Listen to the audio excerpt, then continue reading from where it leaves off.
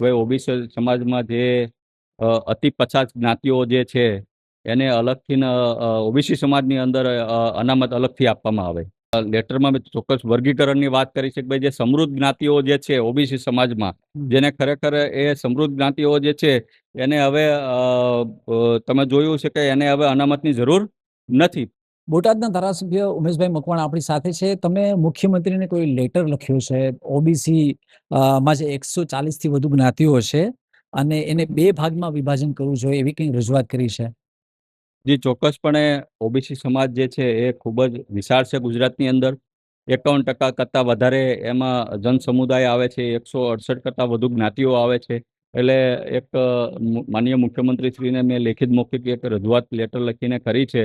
હવે ઓબીસી સમાજમાં જે અતિ પછાત જ્ઞાતિઓ જે છે એને અલગથી ઓબીસી સમાજની અંદર અનામત અલગથી આપવામાં આવે. એટલે તમે એમાં શું રજૂઆત કરી છે કે 2 વર્ગો બનાવવા જોઈએ રિઝર્વેશન માટેના, કે બીજી શું વાત કરી છે?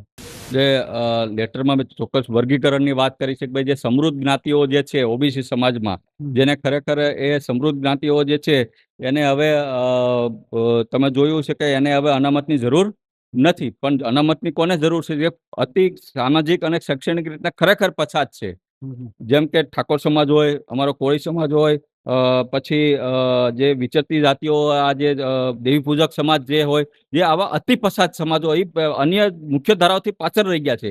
અને આવા સમાજોને ખરેખર સરકારી નોકરીઓથી વંચિત રહેશે. કારણ કે ઓબીસી સમાજ જે લાભો મળવા જોઈએ એ જે અન્ય ઓબીસી સમાજના જે સુવર્ણ સમાજ હોય, ઓબીસી સમાજમાં સુવર્ણ સમાજ આવે છે, ક્ષત્રિય સમાજ આવે છે, એ લાભ લઈ જાય છે. જે ખરેખર પછાત સમાજ, જે સામાજિક રીતના પછાત છે ખરેખર આજની તારીખમાં ગુજરાતમાં છે, એને સરકારી નોકરીમાંથી વંચિત રહી જાય છે, સરકારી લાભોમાંથી વંચિત રહી જાય છે. એટલે માનનીય મુખ્યમંત્રીશ્રીને લેટર લખીને માંગણી કરી છે કે ભાઈ ઓબીસી સમાજમાં વર્ગીકરણ કરી અને જે પછાત સમાજ જે છે એને અલગથી અનામત આપવામાં આવે તેવી માંગણી કરી છે. જે જરૂર છે, જે મુખ્ય ધારાથી આજે અલગ પડી ગઈ છે, જે અતિ ગરીબ છે, અતિ પછાત જ્ઞાતિઓ છે, એનો સર્વે કરી અને એને અનામત અલગથી આપવામાં આવે તેવી માંગ કરી છે. અન્ય રાજ્યોમાં કોઈ આવી પ્રકારની વ્યવસ્થાઓ તમારા ધ્યાનમાં આવી છે?